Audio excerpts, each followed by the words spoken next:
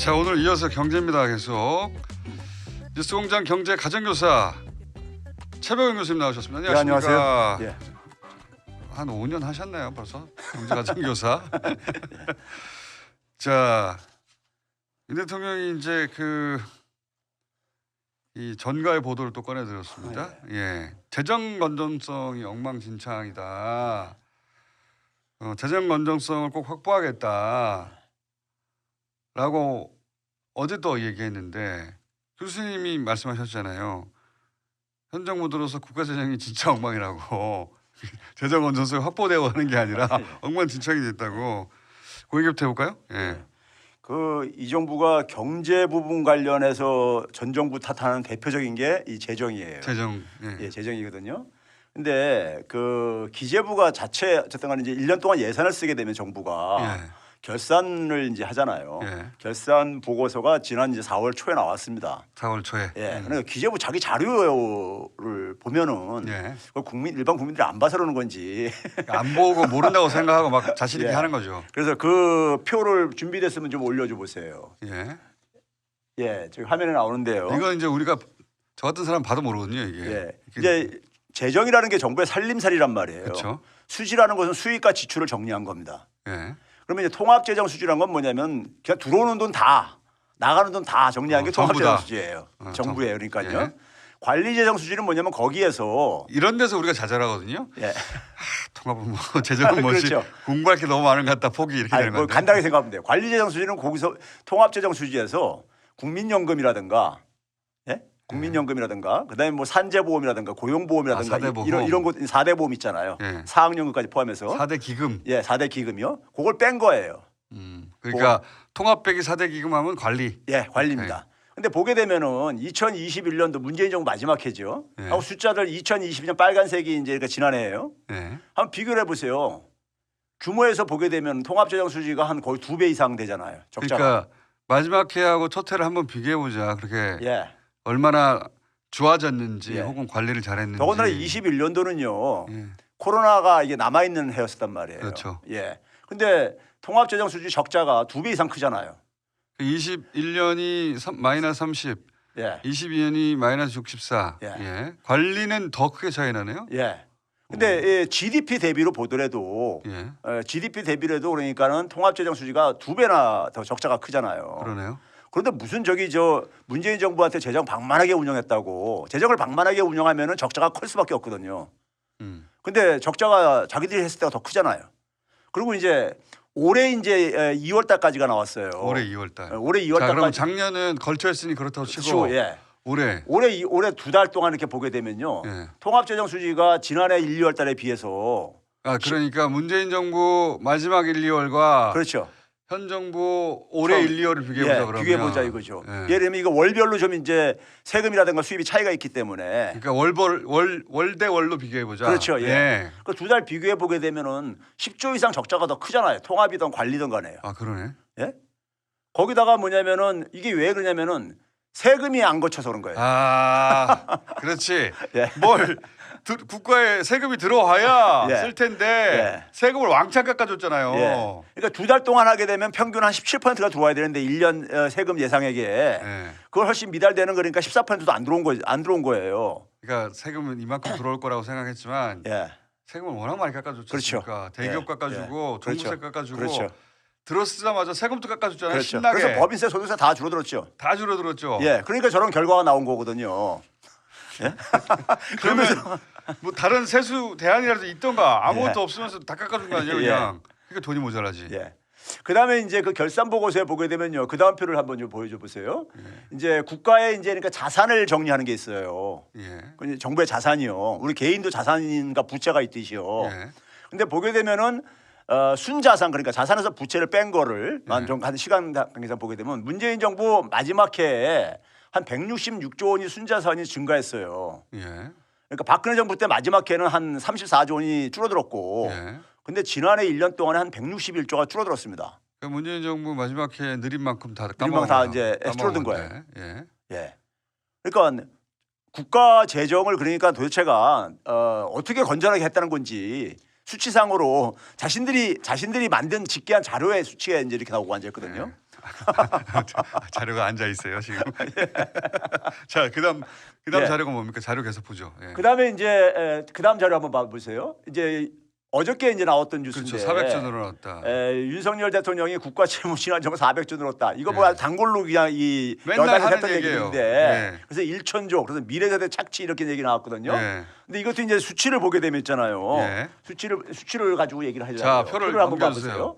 보게 되면은 박근혜 4년간 연평균 한 46조 정도씩 증가했어요. 예. 근데 문재인 5년간은 69조 증가했어요. 예. 예? 근데 이제 문제는 뭐냐면은 그 2년이 2020년과 21년 코로나라는 게 있잖아요. 그랬죠. 그러니까 예. 그걸 빼고 3년을 보게 되면 32조뿐이 안 증가했어요. 연평균이요. 예.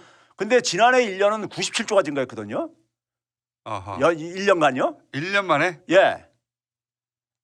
아니 지금 한 해 평균 30조, 40조 늘어나는 거 아닙니까? 그렇죠.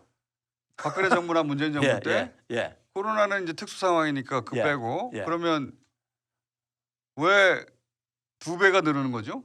뭐 그러니까 자기들이 재정을 잘 했으니까 하는 거죠. 국가 채무 증가액이 그러니까 이게 이전 다 정부 기재부 자료예요, 이게 다요. 이전 정부의 2배 정도 되는 거네요. 예. 400조 증가했다는데 이것도 344조예요. 344조. 문재인 5년 동안에 그러니까요. 예. 그러니까 이것도 수치도 안 맞고. 안 맞는데. 그다음에 이제 그 국민들 미래세대 부담이라고 할 때 예. 국가 채무는요. 예.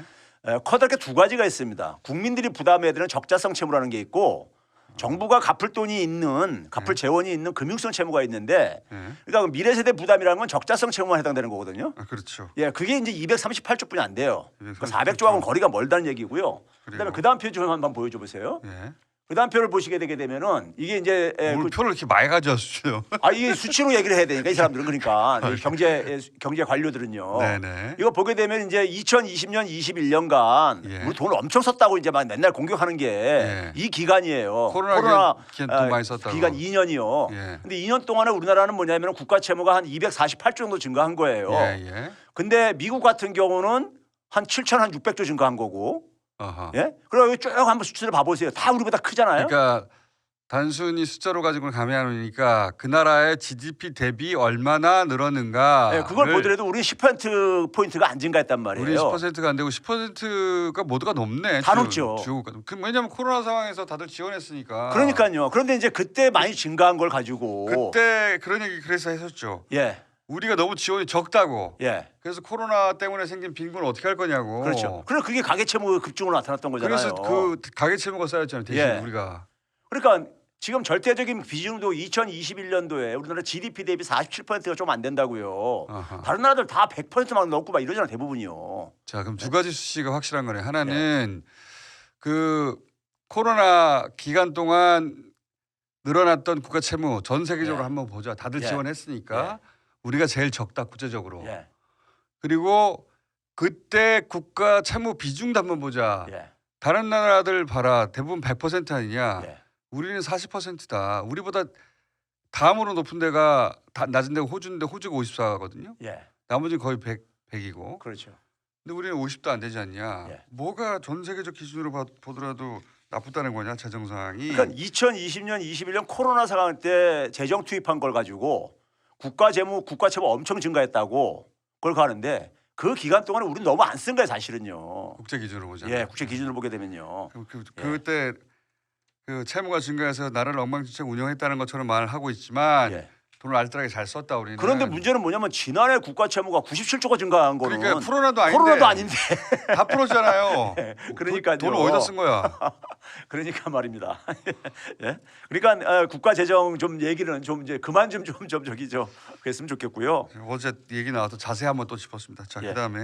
그다음에 이제 이 지금 방미한다 그러니까 네. 이제 바이든하고 윤석열 대통령 이제 뭐 지금 정상회담 이제 앞두고 있잖아요. 예. 앞두고 있어서 이제 그러니까 지금 뉴스공장에서도 지금 이걸 시리즈로 다루고 있는 것 같은데. 네네. 예. 그래서 지금 보게 되면은 이 그 반도체와 관련해서는 결국 이제 반도체 과학법과 관련되어지는 건데요. 예. 예, 과학과 관련되는 건데 이 부분은 이제 결론부터 얘기를 하면요. 교수님 다음에는 글자를 좀 줄여가지고 예. 선호절로 줄여와 주십시오. 이걸 읽을 수가 없어요. 그래서 저기 빨간색으로만 했습니다. 방송 중에 읽을 수가 없어요. 이렇게. 빨간색으로만 했는데 예. 이게 지금 이제 저대로 하게 되면 미국 요구대로 하게 되면 우리나라 메모리 반도체 기술이 이제 탈취당합니다. 예. 메모리 반도체 기술은 세계 최고인데 그리고 이제 중국 시장을 포기를 해야 되는 거죠. 중국 시장 포기가 크죠. 중국 시장 예. 포기해야 되는 거잖아요. 그럼 우리나라 이제 메모리 반도체 산업은 이제 우리 사실상 이제 그러니까는 막을 내리는 거죠. 막을 내리는 것이고 그 다음에 저는 있잖아요. 지금 이 그 전기차 예. 2차 배터리 문제는 이건 지금 미국이 지금 이번에 해외 기업들은 다 지금 보조금 저기 안 준다고 했잖아요. 그렇죠. 예? 근데 이게 보호무역이에요 사실상이요. 자국 보호무역이죠. 기업에다만 보조금 주겠다는 거잖아요. 보호무역이죠. 이게 WTO 위반이에요 사실은요. 그렇죠. WTO 그런 위반이고. 거 미국은 안 지키잖아요. 근데. 예. 근데 미국이 이런 얘기해도 그 평상시에 맨날 자유무역 옹호하면서 주장하는 사람들 다 침묵들 하고 계셔. 아니 그러니까 미국이 하니까요. 아니 그러니까 미국이 국제 규칙을 만든다 그랬을 때 자기들이 만든 다음에 자기가들이 만든 거잖아요. 자기들이 만든 다음에 예. 자기한테 불편하면 자기가 그냥 어겨요. 예.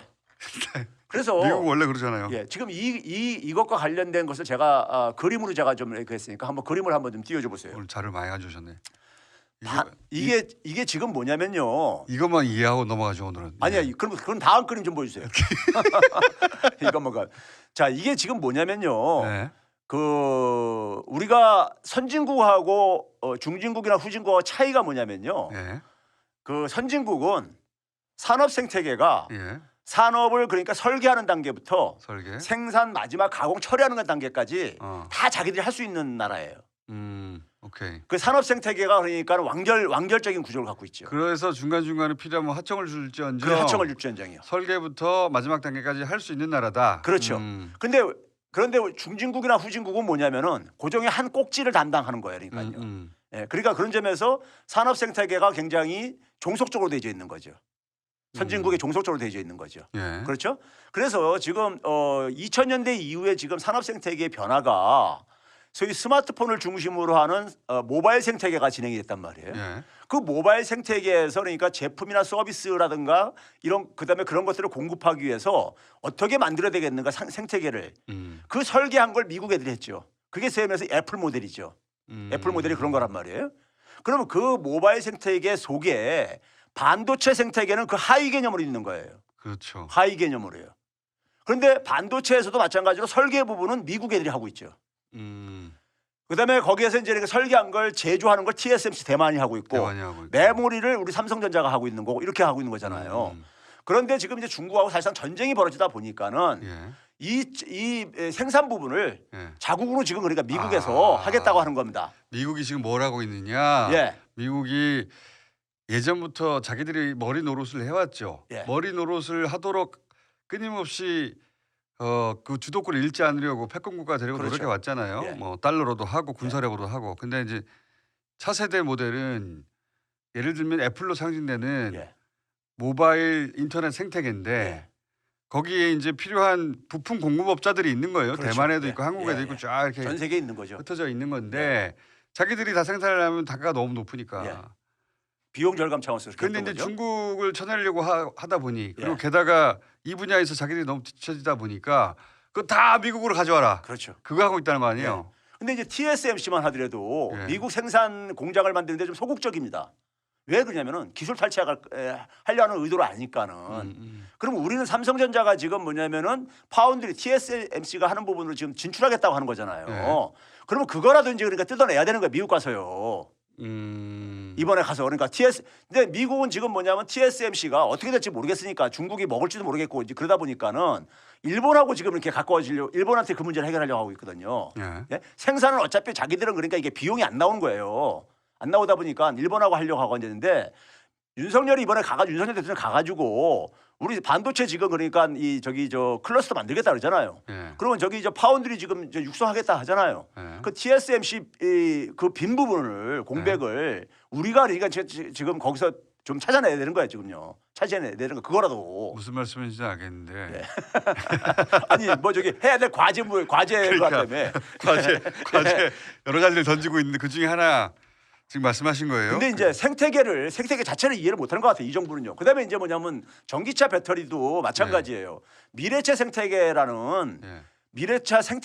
거대한 생태계를 설계는 미국 애들이 이미 해놨단 말이에요. 예. 해놓고 그 속에서 그러니까는 반도체도 그 일부분이고 배터리도 일부분이고 그 배터리도 일부분이고 그렇단 말이에요. 예. 근데 이제 전기차 배터리의 부분을 이제 우리나라 LG라든가 네. SK라든가 이런 이제 삼성 SD라든가 이런 쪽 애들을 미국에 와서 생산하는 거 아니에요? 미국에 와서 예, 생산하는 거 마찬가지죠, 아니에요? 그것도. 예, 그것도 네. 이제 그러니까요. 생산은 배터리도 미국에 와서 생산하라. 예, 자기들이 그러니까 생산하는 건 비용 단가가 안 맞고 그래서 안 했던 거를 이제 들어서 하려는 거예요. 하려는데 보조금조차 안 주겠다 이거잖아 지금요. 그렇죠. 그럼 우리나라 배터리의 경쟁력은 뭐냐면 중국의 광물을 쓰기 때문에 경쟁력이 나오는 거예요. 가격 경쟁력이. 그것도 우리 바로 옆에 있기 때문에. 예, 근데 그거 쓰지 말라는 거잖아요. 그러니까 앞으로 지금요. 쓰지 말라는 거 아니에요. 그럼 우리나라 전기차 배터리의 경쟁력은 굉장히 타격을 받을 수밖에 없죠. 없죠. 그러니까 미국 입장 속에서는 자국에 그러니까는 중국하고 전쟁을 해야 되겠는데 중국에 보복을 한다든가 중국이 크지 못하는 걸 못하게 하기 위해서 우리를 소모품으로 지금 이제 그러니까 하려고 하는 거란 말이에요. 소모품으로 쓰는 거죠. 예, 소모품으로. 그 기간 동안 버티는데 한국을 소모품으로 쓰는 그렇죠. 거죠. 자기들이 그 능력을 다 갖는 기간 동안 시간이 필요하잖아요. 그렇죠. 그 사이에 한국을 소모품으로 쓰는 거 아닙니까? 이거를 알고 가서 좀 지금 협상을 해야 되는데 이거 우리 대통령이 가서 그 의도를 정확하게 파악하고 우리 공간을 못 만들어내면 플라자 합의 때 일본이 미국한테 딸려 들어갔다가 30년간 고생했잖아요. 30년간. 그러니까 그때 이제 지금도 그때 고생하고 이제 있지. 메모리 반도체 일본이 이제 날아간 거 아니에요. 다 뺏긴 거죠. 그리고 이제 우리가 이제 그 자리에 들어간 거 아닙니까? 근데 이제 우리 메모리 반도체가 날아가게 생겼어 잘못하면은. 예? 그 타이밍에 와 있죠. 예, 지금요.